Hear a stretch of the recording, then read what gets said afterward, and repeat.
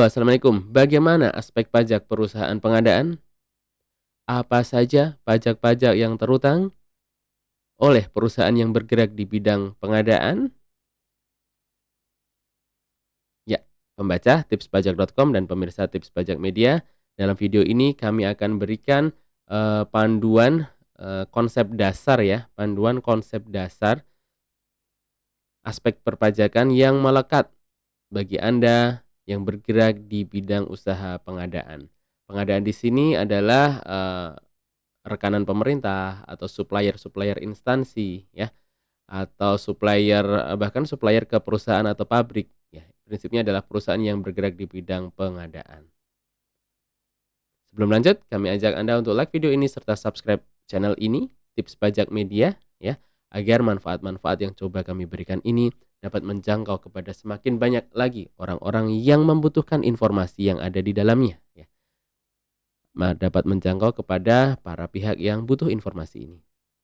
Oke, kita lanjut. Yang akan kami tayangkan di sini adalah bahan tayang ya, bahan tayang dari e-course ya, e-course paham pajak perusahaan pengadaan yang diselenggarakan oleh Tips Pajak Academy. Di mana dalam e-course itu nanti agendanya adalah seperti ini, bagaimana aspek pajak perusahaan pengadaannya, lalu akan diberikan teknis bagaimana menghitung PPh badan perusahaan, bagaimana menghitung dan memotong PPh pasal 21-nya, pasal 23-nya, PPh finalnya, lalu PPN-nya, lalu bagaimana membuat surat keterangan PPh final 0,5%, lalu bagaimana menyusun laporan keuangan, apa saja biaya yang boleh dan tidak boleh dikurangkan, dan panduan bikin SPT tahunan. Serta ada juga WhatsApp group untuk kelasnya. Dan inilah aspek pajak perusahaan pengadaan. Jadi secara garis besar ada 1, 2, 3, 4, 5. Ya, Anda perlu mengetahui 5 jenis pajak ini. Ada satu lagi yakni bea materai. Bea materai jangan ketinggalan ya. Namun tidak kami tuliskan di sini karena bea materai itu cukup sederhana. Atas dokumen-dokumen yang nominalnya di atas 5 juta rupiah, Anda harus membubuhi bea materai. Seperti itu. Lalu ada aspek perpajakan perusahaan pengadaan ini ada 5 ya, ada 5 jenis. Ada 5 jenis. Yang pertama adalah ini, PPh badan perusahaan. Ya, jadi ini adalah yang paling utama bahwa pajak penghasilan badan perusahaan. Jadi berapa yang terutangnya ini sangat tergantung dengan jenis perusahaan Anda lalu kapan perusahaan Anda terdaftar ya. Jenis perusahaan Anda dan kapan perusahaan Anda terdaftar. Jika perusahaan Anda terdaftar di 2018 ke sini ya, 18 ke sini perusahaan Anda baru terdaftar, maka akan dilihat dulu untuk PT untuk PT 3 tahun pertama itu kenanya PPh final 0,5% ya. Untuk PT 3 tahun pertama kenanya PPh final 0,5%. Jadi tidak peduli berapa untung dari kegiatan usaha Anda atau bahkan misal buntung, naudzubillah min dzalik, kita tidak ingin itu terjadi, kerugian ya, maka pajaknya adalah flat di 0,5%. Sekali lagi, jika Anda masih dikenakan PPh final, jika PT itu umurnya adalah 3 tahun, 3 tahun pertama dia dikenakan PPh final, maka tidak peduli berapa keuntungan Anda atau berapa laba Anda, pajaknya adalah 0,5%. Pajaknya adalah 0,5%. Itu namanya PPh final. Lalu jika PT Anda, itu untuk PT ya, untuk CV 4 tahun ya, untuk PT perorangan juga 4 tahun. Sekali lagi, PT untuk 3 tahun pertama dikenakan PPh final 0,5%, untuk CV adalah 4 tahun pertama. Ya. Untuk orang pribadi adalah di 7 tahun. Namun kita tidak bahas orang pribadi ya, karena di sini adalah judulnya perusahaan. Itu untuk yang dikenakan PPh final. Lalu untuk yang umurnya PT-nya Anda sudah di atas 3 tahun, CV Anda umurnya sudah di atas 4 tahun, maka Anda akan dikenakan tarif namanya tarif umum PPh, tarif umum PPh pasal 17. Di mana pajaknya adalah dikenakan atas ya, pajaknya dikenakan atas keuntungan Anda, atas laba usaha Anda. Ya, jadi meskipun omset besar sekali, misal 4 miliar, omsetnya 4 miliar ya, namun keuntungan Anda hanya 100 juta misal, ya keuntungannya hanya 100 juta atau apes-apesnya lah, misal omset 4 miliar namun keuntungan Anda adalah 10 juta, ya, keuntungan adalah 10 juta, maka pajaknya adalah 11% kali 10 juta, hanya 1,1 juta rupiah dalam setahun pajak itu. Namun jika omset Anda tetap 4 miliar, namun laba Anda di 400 juta, maka pajaknya 400 juta kali 11%. Ya, 44 juta. Jadi mengikuti berapa laba perusahaan Anda. Jika perusahaan Anda umurnya sudah lebih dari 4 tahun, lalu omsetnya Anda di atas 50 miliar ya, di atas 50 miliar, maka tarifnya adalah normal 22%. Bagaimana jika antara 4,8 miliar sampai dengan 50 miliar? Nanti ada bagian tarifnya yang kena 11%, ada bagian yang proporsional ya, ada bagian yang proporsional eh, kenanya di bagian dari penghasilan bruto. Gitu ya.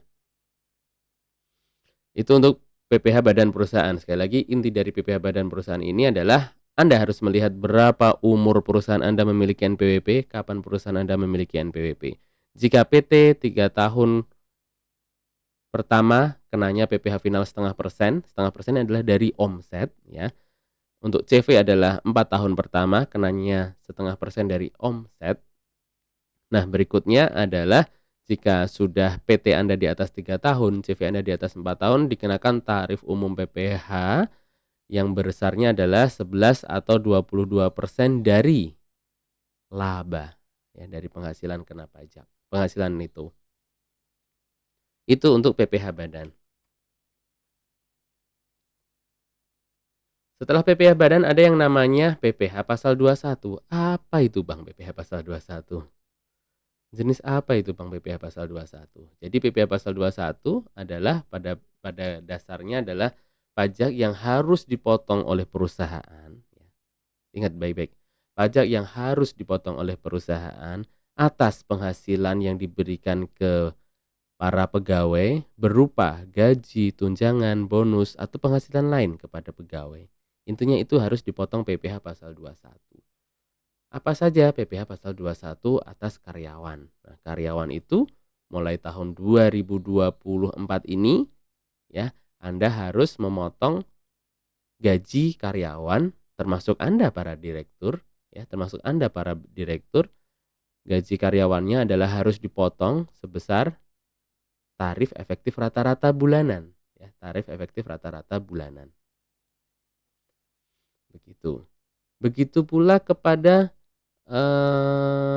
bukan pegawai. Nah, ketika misal Anda perusahaan pengadaan, Anda memiliki karyawan lepas atau freelance dan dia bukan pegawai, Anda memberikan sejumlah penghasilan kepada dia, ya, maka Anda harus memotong PPh pasal 21, ya, yang besarnya adalah 2,5%, ya, 2,5% atas penghasilan kepada bukan pegawai. Seperti itu.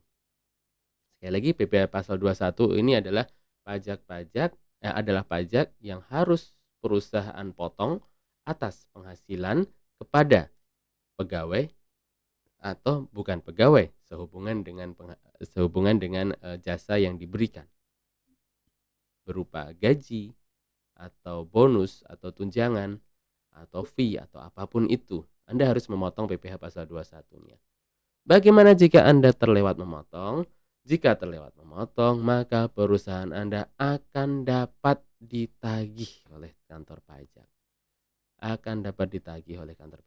Sehingga PPh 21 yang harusnya itu adalah duitnya pegawai atau duitnya penerima penghasilan lain, ya, harusnya itu duitnya mereka, namun karena Anda terlewat, di kemudian hari kantor pajak nagih, itu jadi menjadi beban perusahaan. Anda akan susah lagi untuk memintanya ke penerima penghasilan, gitu ya. Prinsip dari pemotongan pajak adalah seperti itu. Setelah PPh 21, ada namanya PPh pasal 23. PPh pasal 23 ini adalah pemotongan PPh, pajak penghasilan, ya, pemotongan PPh, pajak penghasilan atas pembayaran kepada penerima selain PPh pasal 21. Bahasa sederhananya adalah pembayaran-pembayaran atas jasa kepada badan usaha lain atau kepada badan usaha. Misal Anda sewa mobil, ya. Sewa mobil itu namanya sewa aset. Itu Anda harus memotong 2% dari pemilik mobil jika berupa badan. Jika pemilik mobilnya adalah pemilik mobil adalah orang pribadi, maka kenanya PPh 21 bukan pegawai, tarifnya 2,5%. Jika badan tarifnya 2%. Kemudian ada lagi PPh 23 atas bunga, ya, bunga kepada selain bank. Jika Anda pinjam ke perusahaan lain, ya, Anda pinjam ke perusahaan lain dan Anda membayarkan bunga, misal Anda membayarkan bunga saja, ya, bunga saja 1 juta rupiah kepada selain bank, bunga 1 juta rupiah kepada selain bank, maka Anda harus memotong 15% jika bunga. Maka jika Anda bayar bunga 1 juta rupiah, Anda bayar berupa duitnya di Rp850.000 dan Anda bayar berupa bukti potong sebesar Rp150.000 atau 15%-nya. Apalagi, jadi PPh pasal 23 adalah jasa pemeliharaan. Misal jasa pemeliharaan ke bengkel. Bengkel itu atas jasanya Anda motong 2%. Kemudian jasa perbaikan AC, perbaikan komputer, perbaikan peralatan elektronik, perbaikan apapun itu selain yang konstruksi, ya, Anda harus motong PPh pasal 23 2%-nya. Gitu ya. Bagaimana jika Anda terlewat? Jika Anda terlewat, maka perusahaan Anda yang akan menanggungnya. Bukan lagi si yang Anda kasih duit untuk sewa mobil, si yang Anda kasih duit untuk perusahaan yang mengerjakan pemeliharaan AC atau kendaraan, namun Anda yang ditagihnya nanti. Begitu. Dan berikutnya adalah PPh final pasal 4 ayat 2. Ini yang paling populer adalah PPh atas sewa tanah bangunan. Contohnya, jika Anda menyewa tanah dan atau bangunan, Anda harus memotong PPh pasal 4 ayat 2. Lalu jika Anda sewa tanah bangunan tadi, ya, jika Anda memerintahkan perusahaan konstruksi untuk membangun bangunan perusahaan Anda, maka harus Anda memotong namanya PPh final atas jasa konstruksi. Gitu ya, sewa tanah dan bangunan, kemudian jasa konstruksi, itu yang paling populer di PPh final pasal 4 ayat 2. Dan berikutnya adalah PPN. Nah, Anda sebagai rekanan pemerintah pasti diwajibkan untuk terdaftar sebagai pengusaha kena pajak atau PKP, betul? Ya, betul. Anda pasti dikukuhkan sebagai PKP atau perusahaan kena pajak. Nah, atau pengusaha kena pajak. Nah, untuk perusahaan yang telah dikukuhkan sebagai PKP, ini, maka atas seluruh penyerahannya Anda harus memungut PPN. Apapun itu atas penyerahan yang tentunya terutang PPN, ya. Anda harus memungut PPN. Ada perlakuan khusus ketika penyerahan kepada instansi pemerintah atau bendahara pemerintah atau pemungut PPN. Anda namanya PPN yang dipungut oleh pihak lain. Maka di situ Anda tidak perlu memungut PPN-nya. Namun Anda wajib untuk bikin fakturnya. Anda wajib untuk membuat faktur pajaknya. Gitu ya. Prinsipnya setelah Anda dikukuhkan sebagai PKP, maka atas seluruh penyerahan Anda wajib untuk memungut PPN-nya. Seperti itu, ya. Itulah tadi. Namun dan satu lagi, untuk PPN ini, untuk seluruh jenis pajak ini, Anda harus selain membayar tadi, ya, selain memotong dan membayar, Anda harus melaporkan SPT-nya tentu saja. Untuk SPT badan Anda setahun sekali, paling telat 30 April tahun berikutnya. Kemudian PPh pasal 21, PPh pasal 23 dan PPh final pasal 4 ayat 2 ini Anda wajib lapor hanya ketika ada transaksi. Saya ulangi. Untuk 21 sekarang tahun 2024 ini, Sekarang Anda wajib lapor menggunakan e-Bupot ya, wajib lapor menggunakan e-Bupot kapanpun itu, baik ketika ada penghasilan, meskipun dia di bawah PTKP, meskipun tidak ada PPh 21 terutang, Anda wajib untuk melakukan pemotongan PPh pasal 21. Gitu ya. Untuk PPh pasal 23 dan PPh final pasal 4 ayat 2, Anda wajib lapor SPT-nya ketika ada pemotongan PPh pasal 23 atau PPh final pasal 4 ayat 2. Dan untuk PPN, ada ataupun tidak ada transaksi, maka Anda wajib lapor. Jika Anda telat PPN, ya telat lapor PPN, maka Anda akan kena denda di Rp500.000. Jika Anda telat badan PPh SPT tahunan badan, tarifnya di Rp1.000.000. Dan jika Anda telat 21, 23 dan final pasal 4 ayat 2, maka tarifnya akan ada dendanya di Rp100.000. Betul sekali. Itulah tadi Bapak dan Ibu aspek pajak perusahaan pengadaan. Anda harus memahami setiap aspek pajak ini agar tidak ada denda pajak di kemudian hari. Untuk informasi lebih lanjut, untuk training, untuk e-course, Anda dapat menghubungi tipspajakacademy.com, di mana di situ untuk e-course paham pajak perusahaan pengadaan Anda akan dibimbing melalui video ya. Anda akan dibimbing melalui video lengkap, mulai dari bagaimana aspek pajak perusahaan pengadaan, bagaimana menghitung PPh badan perusahaan yang ada 5 variasi tadi ya, 4 variasi. Kemudian ada 4 variasi apa aja tadi? PPh final, tarif umum ya. Tarif umumnya pun ada 3, artinya 4 variasi. Kemudian bagaimana memotong PPh 21, 23, PPh final, lalu menghitung PPN-nya. Lalu Anda juga akan dipandu melalui video bagaimana membuat surat keterangan PPh final 0,5% agar Anda dipotongnya 0,5%. Ya, lalu bagaimana menyusun laporan keuangan, kemudian apa saja sih biaya yang boleh, apa saja biaya yang tidak boleh dikurangkan. Lalu kemudian akan dibimbing juga untuk membuat SPT tahunan badan, dan Anda juga akan bisa masuk ke WhatsApp grupnya. Silakan untuk training lengkapnya di tipspajakacademy.com. Anda bisa menghubunginya. Baik Bapak dan Ibu, itulah tadi aspek pajak perusahaan pengadaan, di mana ada 5 jenis ini.